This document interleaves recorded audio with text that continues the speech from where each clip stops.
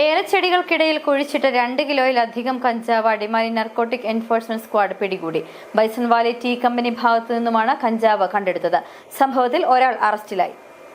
Bison Valley tea company ഭാഗത്ത് Adimali narcotic enforcement squad നടത്തിയ പരിശോധനയിലാണ് ഏലച്ചെടികൾക്കിടയിൽ കുഴിച്ചിട്ട് 2 കിലോയിലധികം കഞ്ചാവ് കണ്ടെത്തിയത്. സംഭവത്തിൽ ടീ കമ്പനി സ്വദേശി ഈശ്വരൻ പിടിയിലായി.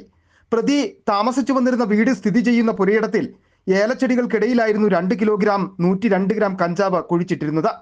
തമിഴ്നാട്ടിൽ നിന്നും കഞ്ചാവ് എത്തിച്ച ടീ കമ്പനി ബൈസൺ വാലി മേഖലയിൽ വിൽപ്പന നടത്തിയിരുന്നതായിരുന്നു പ്രതി. ഇതിനായി സൂക്ഷിച്ചിരുന്ന കഞ്ചാവാണ് സ്ക്വാഡ് പിടികൂടിയത്. Excise inspector Rahul Sasi, assistant excise inspector ഗ്രേഡുമാരായ Ashraf K M, Dileep N K, Biju Mathew, civil preventive officer grade Manuel N J, excise officer Abdul Latheef, Muhammad Hashim, Subin P Varghese, വനിതാ civil excise officer Vismaya Murali, civil excise officer driver Nithin Johny എന്നിവർ ചേർന്ന സംഘമാണ് പ്രതിയെ കഞ്ചാവ് സഹിതം പിടികൂടിയത്. City vision, Bison Valley.